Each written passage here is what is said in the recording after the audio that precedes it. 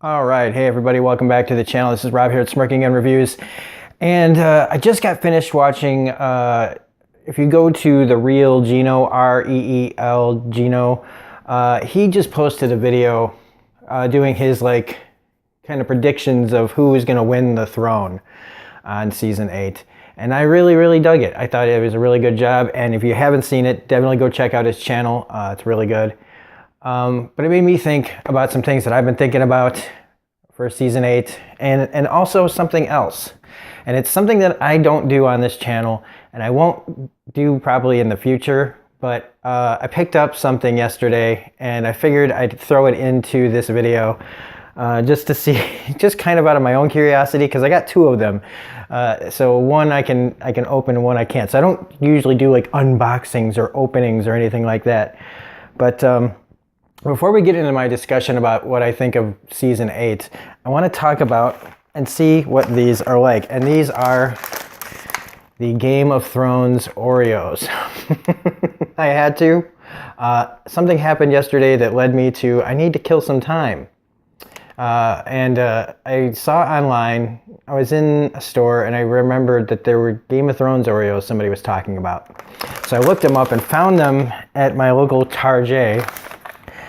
And I like this. They got the whole throne with an Oreo on it on here. I am not sure how to open these because it has the lift thing on here.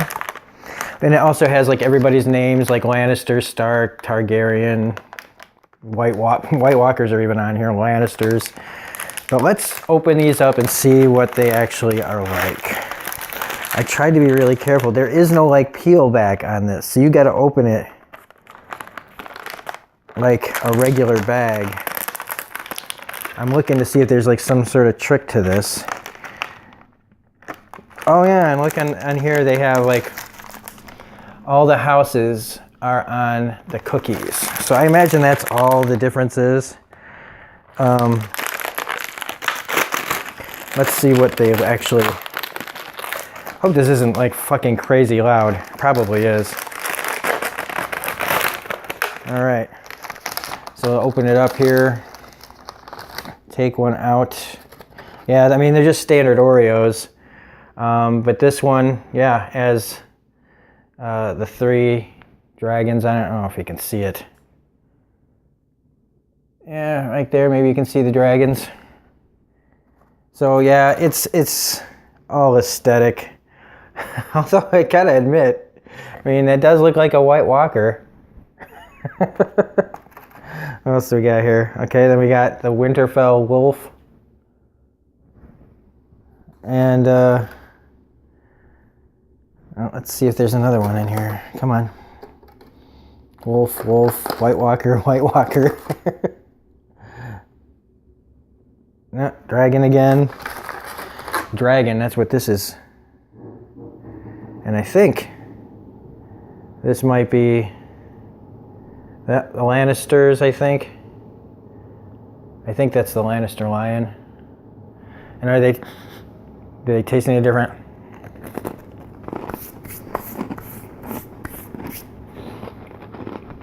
No, one second. Okay. Sorry, I didn't want you guys to have to watch me chew that whole thing. But yeah, they're the standard Oreo cookies and a nice little collectible thing with, I mean, I gotta give them up for the detail on the cookies. They actually look, all right, the little symbols on there, but it's nothing special or nothing like that. So honestly, I don't really mind that I open this, but I'm not going to open the other one just to see. Maybe if the price goes up, I can sell it on eBay. I'm not usually one of those people, but if a $3 bag of cookies can end up netting me $100 or something, who might have said no to that? But so anyway, let's talk about Game of Thrones season 8. And where do I think... I've just a few things have been bugging me, and I've kind of alluded to it on my rewatch and review of season 7. And some of my critiques on that. And that's kind of what this is about, because in the end, I wouldn't be surprised if nobody gets the throne. I mean, to me, that's a part of a conversation that needs to be at least considered. That this could be a whole kind of loop thing, a time loop thing, almost like Battlestar Galactica, the ending of that, where basically everything's a circle, a wheel, and it just keeps going and redoing itself, and maybe you get it right better this time, maybe you get it better each time through. I hope that's not what happens. I honestly hope it's not, but I think that if we don't prepare for different eventualities, I think you can, take away some of the hurt that you might feel if you don't get what you want on this show. And there's a really good chance that a lot of you are going to be really butthurt over some of the things that happen on this show, even though you should know what show you're watching. And so I think, like I do, like Littlefinger thinks, I try to think of all the different angles. And if you dismiss outright that everybody doesn't, that if you dismiss that there's no way they're going to kill everybody. And by everybody, I mean about 95% of the cast. You have to think that that could actually be a possibility. I mean, I'm not trying to be cynical either. Because look at the track record of George Martin himself. He does not usually give you what you want. And even though the books are caught up to the books, and they've asked George what happens, and he gives them the end game, right? That doesn't mean they had to do any of it. So we could, I think it's more likely that we're going to get like more fan service type stuff than things that are going to happen in the book. I really doubt that the ending of this is going to be the same as the book. So let's just put that out there. So if everybody dies in this, that's one cool thing about this, is if you're a book reader, and if you're only a show watcher, you're only getting half the story, okay? You're only getting part of the story. And that's why the books are important. Not just that. I mean, that's what you should get people to read the books. And it's pretty much guaranteed that these are going to be probably the biggest books in all time, next to the Bible. But I just think that if whatever ending we get here, think about this. It's probably going to be kind of the opposite of that in the books. So if you didn't get the ending you liked here, you might get the ending you like eventually in the books, if we ever see them. And that's not a dig. It's just a fact. I mean, he takes a long time to write. He really does.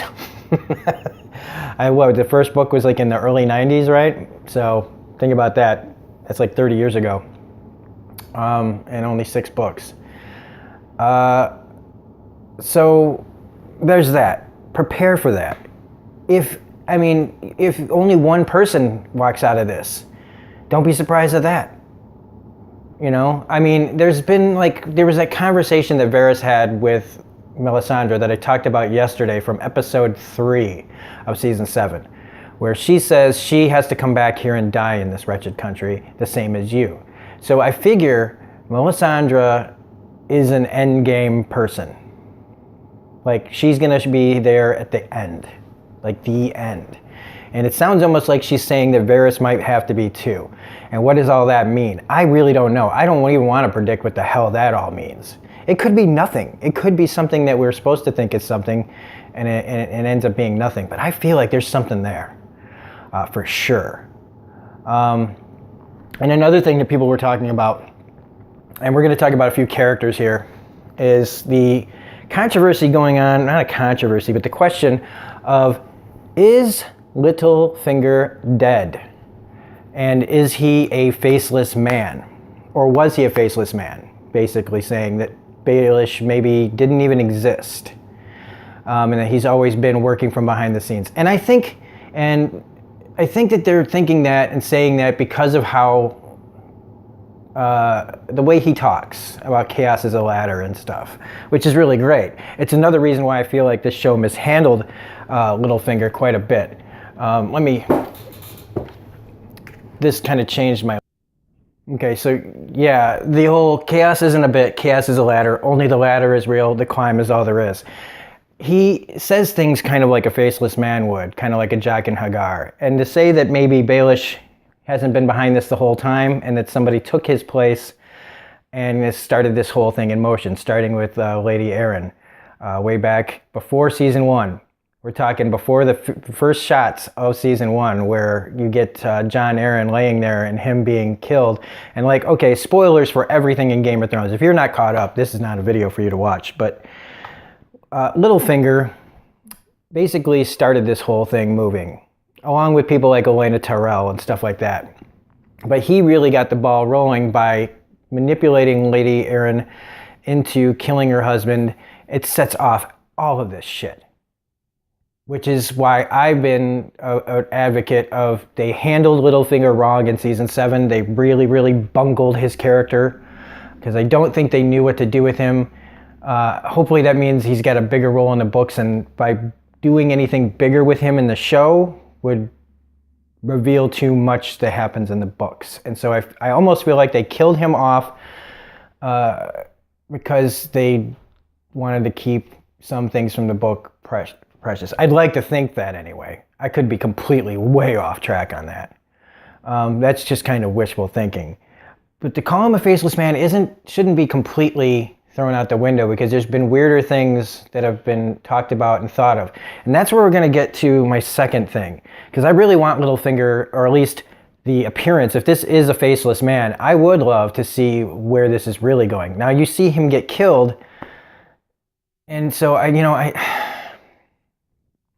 there's really not much of a chance that he's coming back.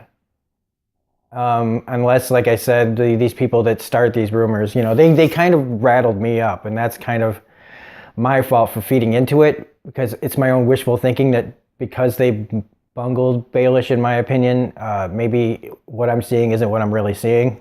But I do think it's wishful thinking. And I don't think he's a faceless man. But there is someone else who could be. And that's something that I don't think anybody's really been talking about. And that's Aria. Littlefinger is my best, I think is the best character on this show. Aria is my favorite. And we used to talk about this when it first happened, when you didn't really know who died between Aria and the waif girl. The light goes out and we don't see anything else. And Aria had been really hurt. And I think that when this first happened, there was a lot of talk about whether Aria actually died and has now been taken over by the waif, and has become a faceless man, and one of the faceless men, and maybe Aria was her final test, and that with taking on Aria's journey, and she knew a lot about Aria. Think about, all the conversations they probably had about her family and what she thought of her family and all this stuff. There's all these things that are not shown on the show that, as time went by, do you think they just sat there and didn't talk about shit? I mean, maybe they didn't, because of the training that you go through as a faceless man. But I feel like if the waif could have learned things from Aria about her life. And that waif, could have been looking for her own way,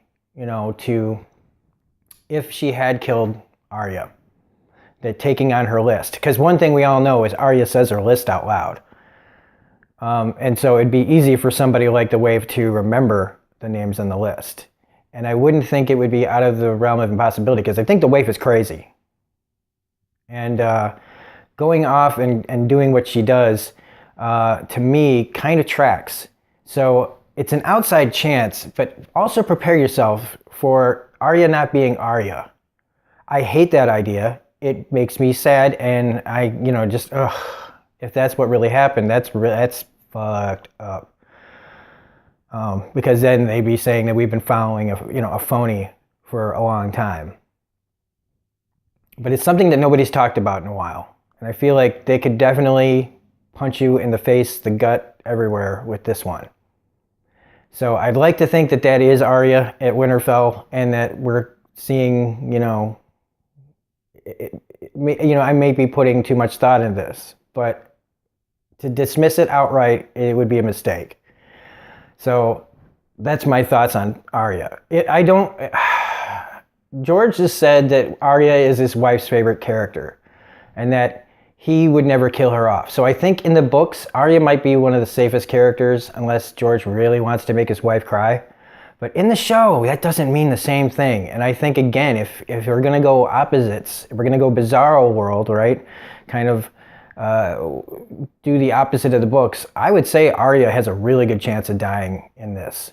Hopefully dying for something, but I think that, again, we need to prepare ourselves that if this is Aria, and I'm not saying it isn't, we should prepare ourselves that the person that we would rather see die, which is mostly people would say Sansa, I think. I know that's what I'd say. My order would be Sansa dies, then Orjon, and then Aria. So I should reverse that, and it would mean that Arya is probably going to be the one that dies. Just because it's some sort of weird Sansa living and learning all these lessons that you hated her at the beginning, and now she's on the throne, which I really hope doesn't happen. Because that would just be like the Lost ending to me. Like, I waited all this time just to find out they were in heaven. Sorry, spoilers. I said spoilers for everything here. So, I just killed somebody who's like, I never saw Lost. Lost is an amazing show from beginning to end until the last 10 minutes, okay? I didn't just skip the last 10 minutes for, you know what I mean? Just when a certain character closes his eyes for the last time, you can move on. But anyway, back to this. Yeah, so I just don't want to get my hopes up too hard. I feel like if I'm trying to prepare myself, and I really think that Arya definitely, I just feel it in my heart that Arya's not getting out of this. I said I didn't want her to be, but realistically, I feel like she's going to be the one to go, because they killed Eddard Stark in the first season, and he was the star and kind of the heart of the show at the time. So George likes to kill our hearts. Which leads me to the opposite end of Arya Stark, and that is Cersei Lannister. A person that okay, look, Lena Headey made Cersei Lannister one of the greatest TV villains, just one of the greatest villains of all time for small screen or large screen. She has brought this terrible, terrible, terrible woman to creepily realistic. Like, she is so straight out of the books. Lena Headey, however you want to say her name, has been brilliant year in and year out as Cersei Lannister, the woman you love to hate. So it's a real testament to her acting that she continues to be the scariest person on this show. White Walkers be damned. Nobody can touch the imagination and the machinations of Cersei Lannister, and I hate her so much. And I'm telling you right now, I said it before on one of my reviews, I think to dismiss that she won't end up with everything, it's one of those be careful what you wish for situations, like the King Midas thing. Like, I almost feel like she's gonna get what she wants, but when she gets it, she's not gonna have anything to hold on to, that there will be no reason to be on the throne. And I think that she is definitely got one more absolutely heinous thing inside her. And I think we're going to get it. I don't know what that's going to be, but I've said before, she will blow up the world to get what she wants. And if she knows she can't have it, if she absolutely knows that she's fucked and she can't have something, she will blow up the world however she can. She's blown up a lot of shit. Okay? She does not care about human life. She only cares about herself. And that's it. She has fooled herself and her family for years that that maybe made her this way, right? She didn't have a mother and she's had a strict upbringing. And so you can say that she's been turned into this person. But she was bad from the beginning when she blames her brother for her mother's death. And that, right there just kind of says a lot about her character.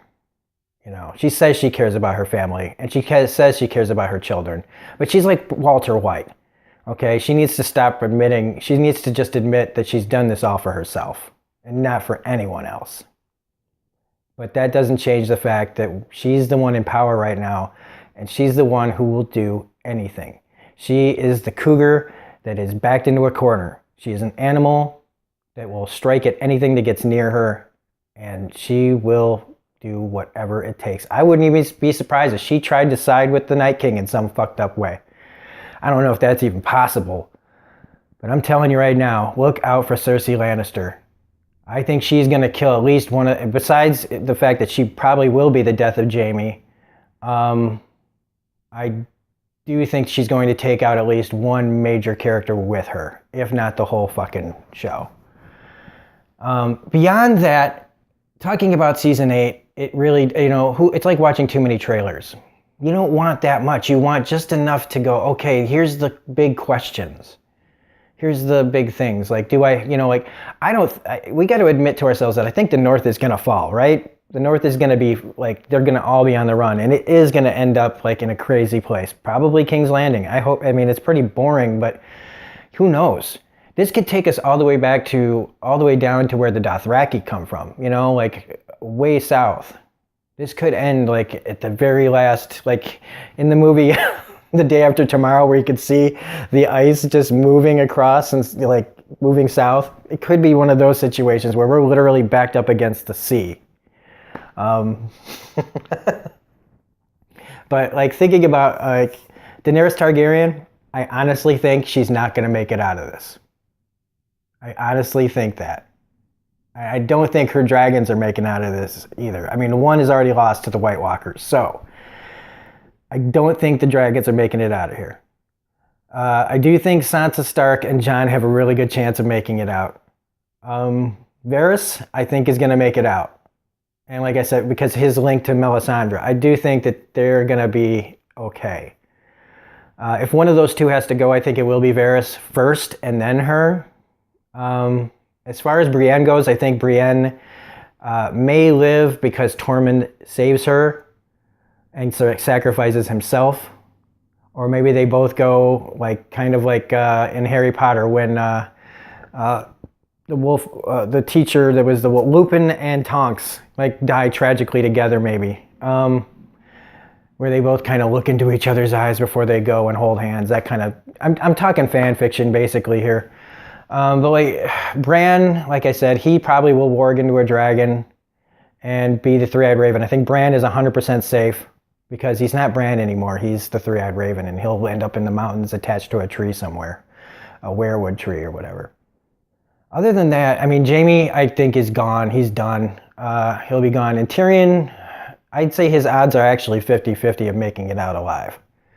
I know there's more characters to talk about, but I'm running short on time. And so I feel like that's about all I wanted to say about Game of Thrones Season 8. I hope you guys liked hearing my take on a few of the things that are going on here without it being a full-blown, prediction fest. Because I don't want to put too many ideas out there. And I think we got a surprise about the White Walkers, too, coming. I think that we don't know anything about them, really.